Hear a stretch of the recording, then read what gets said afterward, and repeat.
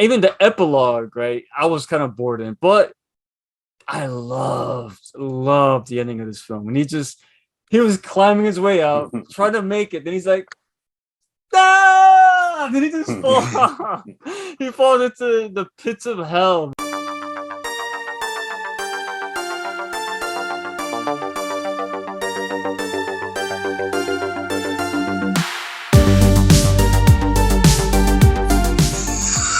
What's up, horror fiends? Your boy Ricky Grimes back with my two brothers for Three Corners of Horror. Talk about this movie, another movie about a serial killer.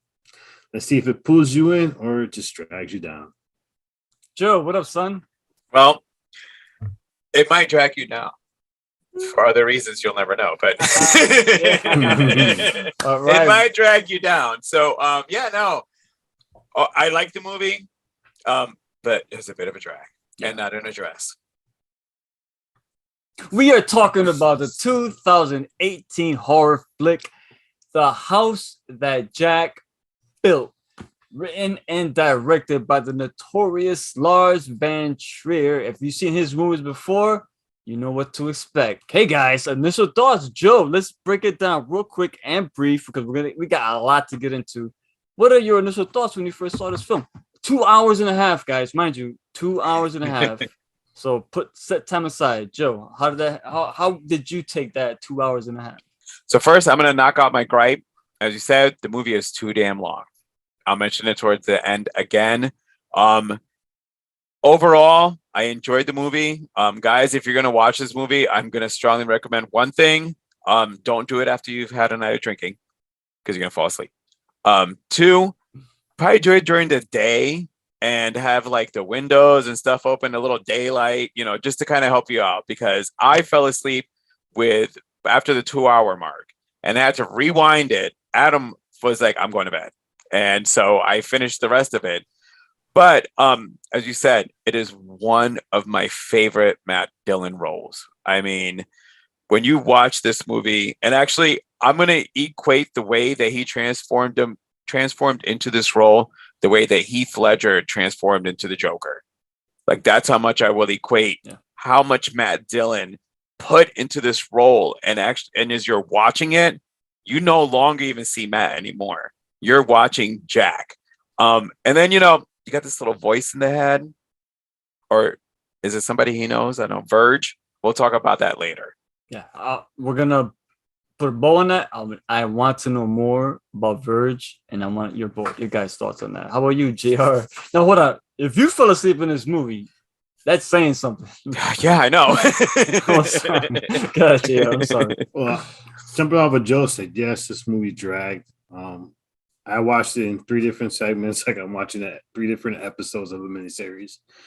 I recommend drinking coffee. If not, just have freaking smelling salt next to you, because you might need it in certain scenes.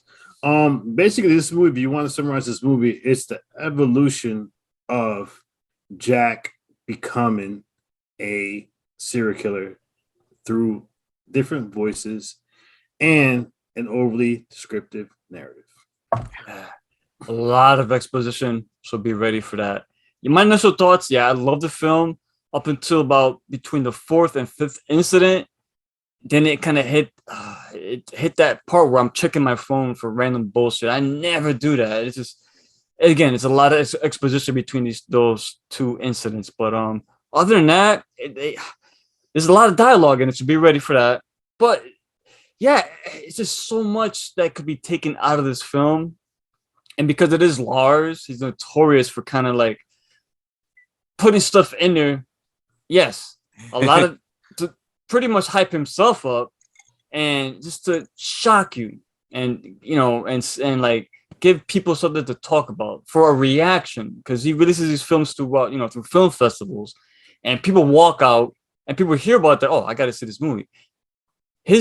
This movie here was so well made, but so dragged down by a lot of this bullshit. So we're gonna get into that. So, and when it premiered at the festivals, a lot of people actually did walk out. Yeah, absolutely.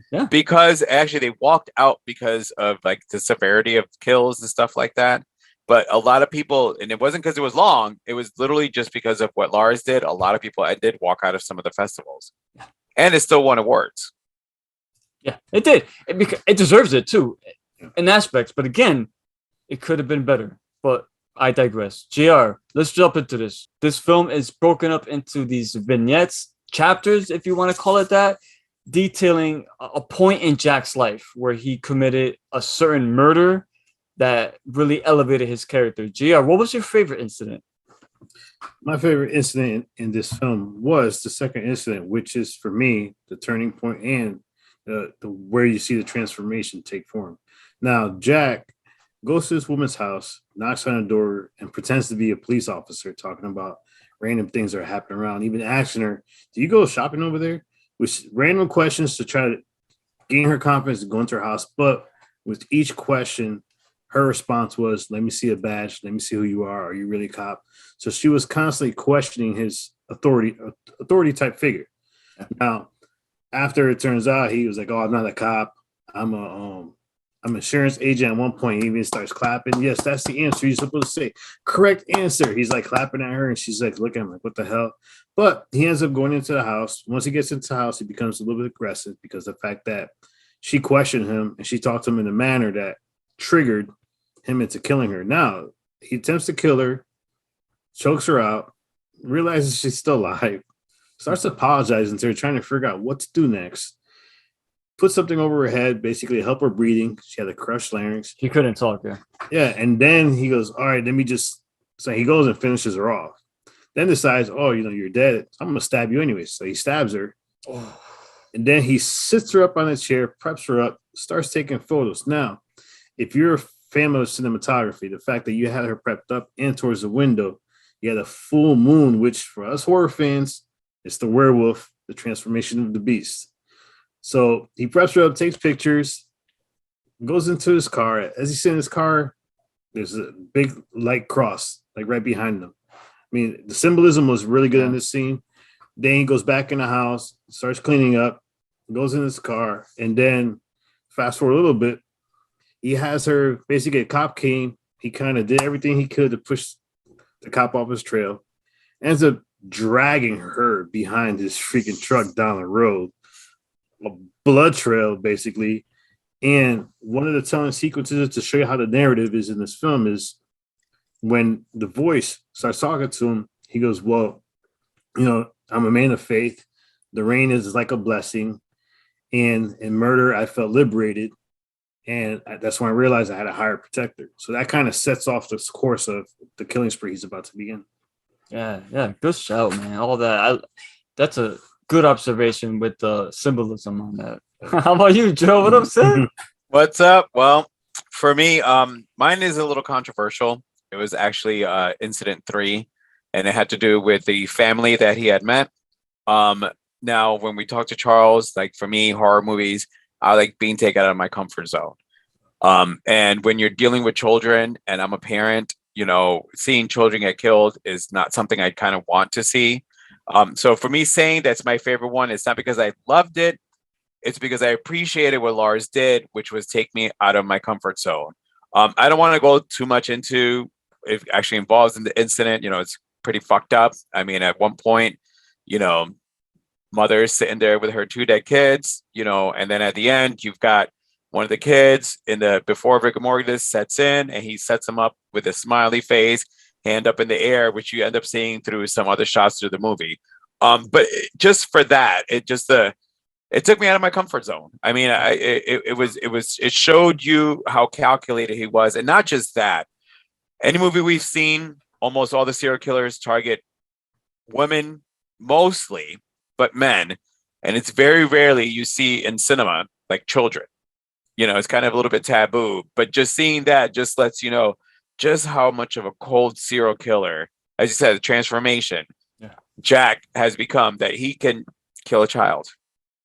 Yeah, that's crazy. Like, man, just listening to you explain that scene once again, it's cold, man. It's a cold feeling because I'll get into this a little later, but that scene there, it did definitely, like, if you're like a parent and you're not used to watching these films like we are, even that they don't show a lot of gore in the scenes, but the way it's implied, and Jack, the way he leads into everything. So like he's talking to these kids and you believe him, like he's a nice guy, but what he's doing is setting up just the atrocities he's gonna commit later. It's much mind blowing, man. Now my favorite, I'm gonna go with JR Incident 2. And GR already touched upon everything on that. He explained it perfectly. I'm gonna get into why I love this so much because full disclosure, I suffer from really bad OCD, and the OCD was depicted in this scene so well. Like he leaves the house, he's scot free, like JR said. He goes in, he starts thinking in his head, "Damn, what if I left blood underneath the table?" He goes back in, cleans it up, or not even. He looks and it's clean already. All right, he leaves the house, goes back in the car. What if there's blood behind the picture frame? Goes back into the house, checks again. And again, this happens like 4 or 5 times. He keeps going in and out because the OCD, even when there's the cop, the sirens are closing in on him, he still runs in because he thinks, oh my God, what if I forgot this spot? So that was handled perfectly because the way you would think under those circumstances, that's true. Like that would drive me crazy. Now, I don't know if I'm going to, kill somebody and then not leave because of my OCD. I think I would probably put it to the back a little bit, but still, like it was still a good way to highlight some humor in this film. Yes, I know it's not humorous because people who suffer from these things some got it really bad, but I suffer for it too. And I got the scene. You as well? And I have OCD myself, so, and that's like I understood what they were doing because this scene also showed you just how great Jack is, because in my OCD moments when I'm trying to do things, the minute I get thrown off of whatever my plan is, I short circuit. Like my brain, you threw me off, and it takes me a while. I mean, you can ask my friends. It takes me about 20 to 30 minutes to reprogram my brain when that happens to me. Mm-hmm. Yeah, that's a good shout, man. Man. But yeah, when the police showed up and he kept his composure, and like I would have fucked up. Literally, when they showed up, I would have started talking and just completely fucked up. He became a bubbling idiot and obnoxious towards the cop, and even inviting him in, telling him to do this, telling him to do that. So the cop would get so annoyed at this guy and tell him to get the hell out of here, which he did. And it works. And it goes into what JR said. He pulled out the blood trail. Then it starts raining, cleans the blood. Awesome scene. This incident was my favorite one. Joe, we discussed our favorite incidents. Of course, there's going to be some that are not as good. What's your least favorite? Was there one that really offended you, or it bored you to tears, or made you just want to look away? What's up? No, actually, my least favorite was incident number 1, and only because Lars did not take advantage of having Uma Thurman in his movie. He completely fucking blew it for me. So if you didn't watch it, Uma's right in the beginning. So Uma's serving the role that you saw Drew serve in Scream. Janet Leigh in Psycho. It's where you have the main actress actually get killed off in the beginning. And I loved that her character basically was calling out, going, well, how do I not know you're a serial killer? Oh. It showed that her character was smart enough and knew, she basically was calling up what was about to happen to her, and then when he ends up just killing her, you see him hit with a car jack.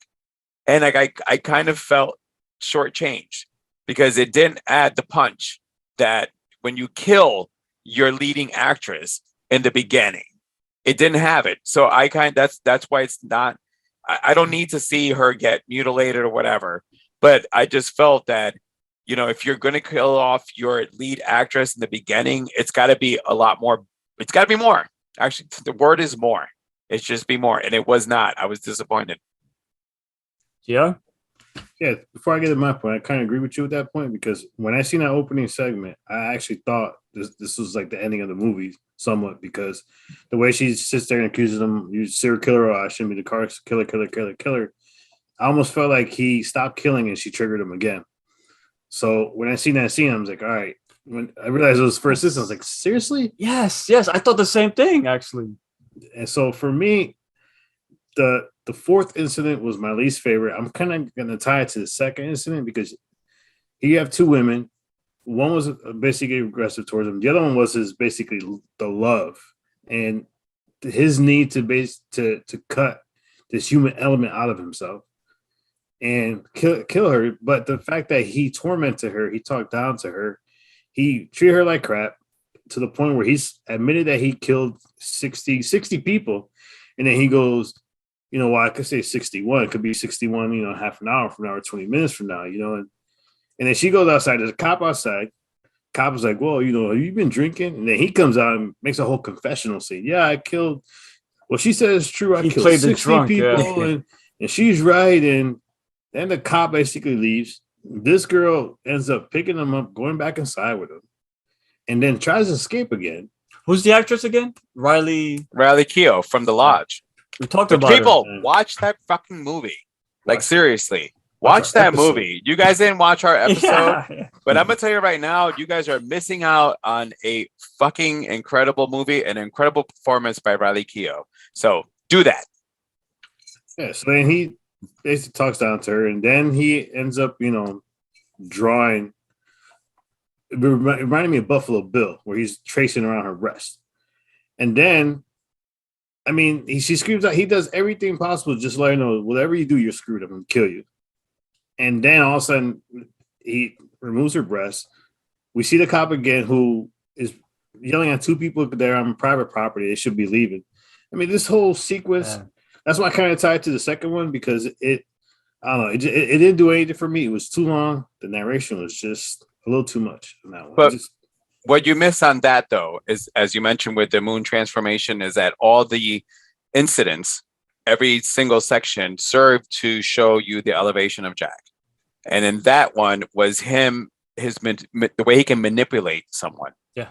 I mean, Master manipulator, yeah. She allowed herself. And you know what? Honestly, I mean, guys, if you're sitting there with you guys, I guess, with some girl all of a sudden starts drawing like dots around you, what looks like a cut marks. Would you guys, you know what I mean?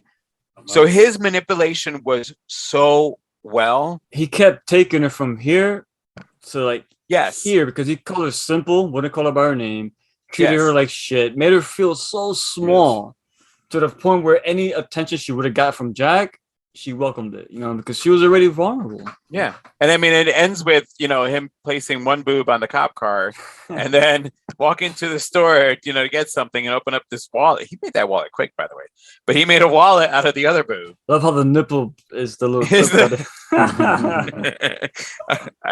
It took me a minute to realize that that's what it was, by the way. Yeah. As far as me, my least favorite is going to be 3 with the family. I'm not going to get into much. Joe already hit it on that, but I don't like children being harmed in films, even though they didn't go too far in the graphic department, but the fact that the way it was implied and the way it was set up, then executed, and later on we found out what he did with one of the kids, like you mentioned. Grumpy. Grumpy. Grumpy. Like, once you notice that, like, oh man, you know what? This is kind of sick. But other than that, though, it was a short incident, a short chapter within this film, but it's the one that did the least for me. And the fact that it did involve children in it, and it wasn't really explained very well. Was that his kids or his wife or someone who was dating? I think, Joe, we talked about it. You said it was somebody was dating. Yeah, okay, somebody was dating with kids. The house that Jack built. Closing thoughts, guys. JR, I'm gonna start with you first. All right.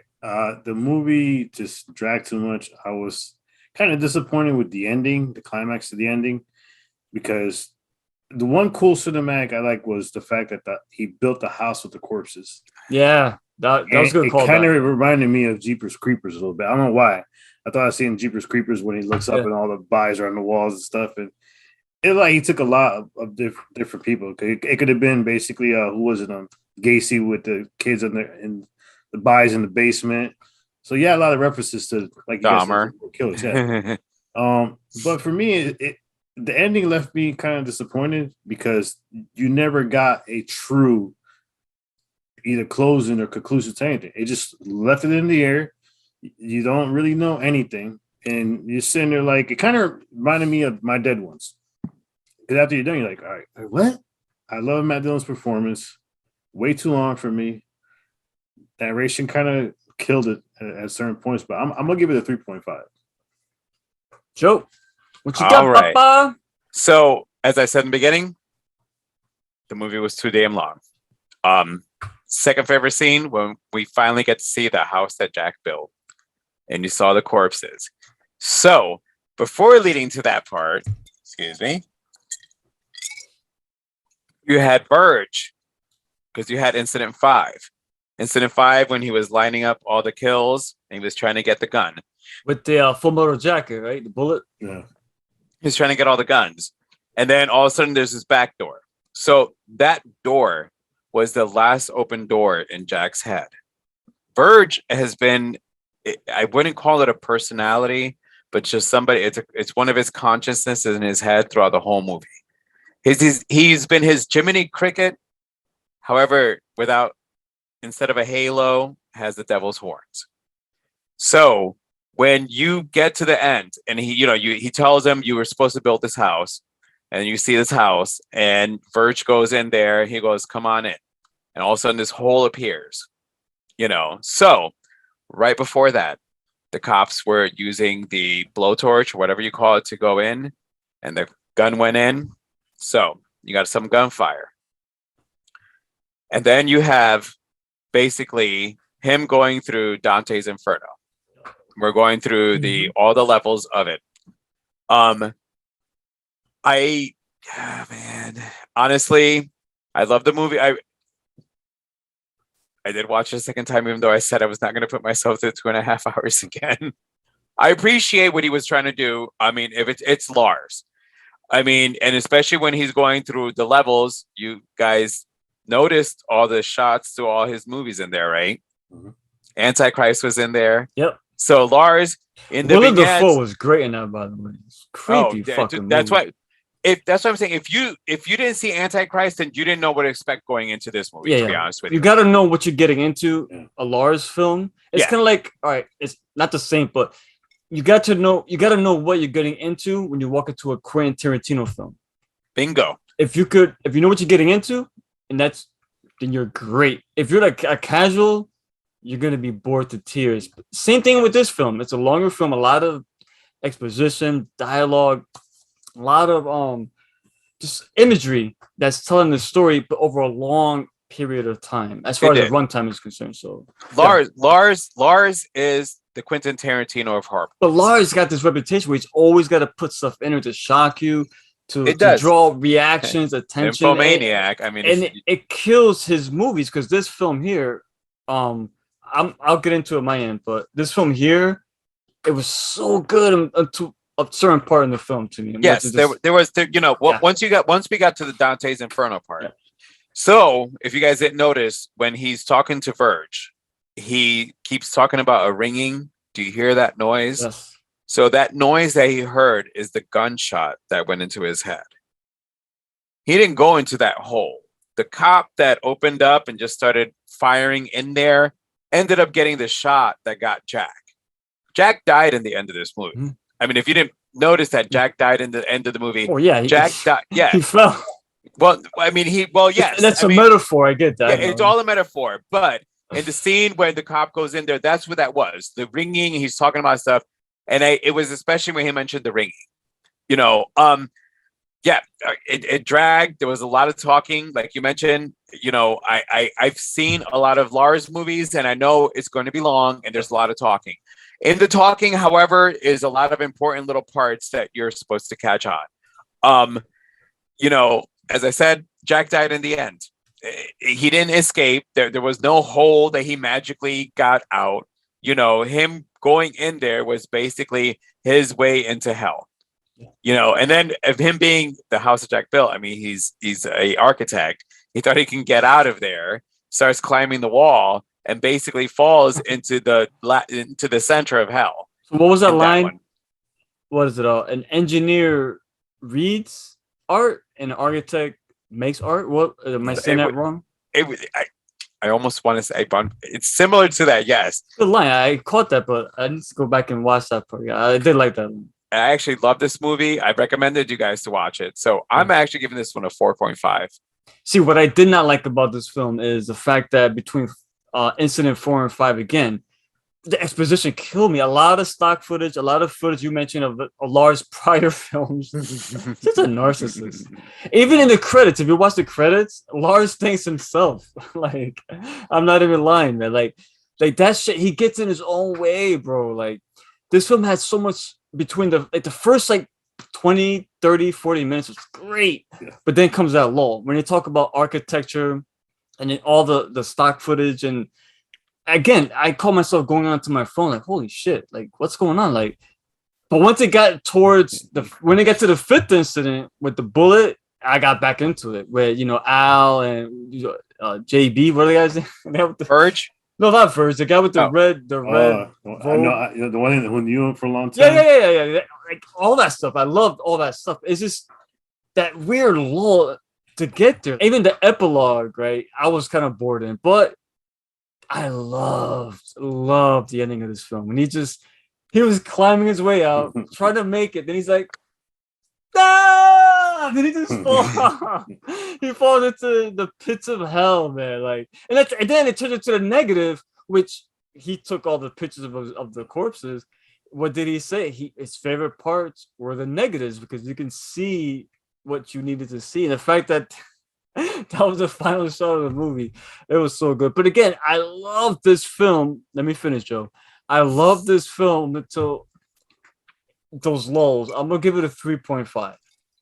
There's brilliance in this movie, the acting, even the directing. There's some good shit in here. But once again, Lars Van Trier gets in his own way. He just has to make things that are controversial in your face to talk about, to get a reaction, to make people leave the theater. You don't always need that. That one incident too, a movie full of direction and filmmaking like that, that's all I need, man. You don't need to give me none of the kids dying or animals dying. The duck scene was, I almost fast forwarded. If you're gonna kill a duck, just kill it. Don't do it the slowly. Way. That's just cruel, and I don't find slowly. I don't find that entertaining. That's just you're trying to get me to get upset, which is working. I don't like that. Stop it. That's lazy. That's cheap. Don't do it. When they show the vignettes to going into the center of hell, and Verge talks about the voices, they show the Cola Super Deep in there.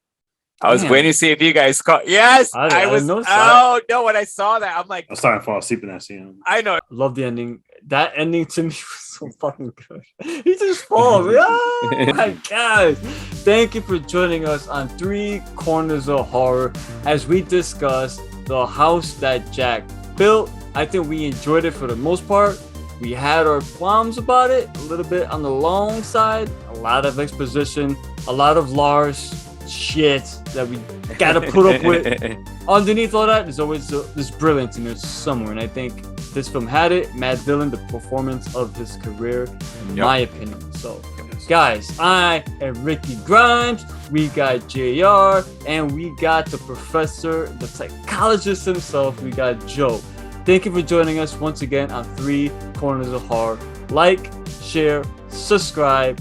We'll see you in the next one. Stay scared.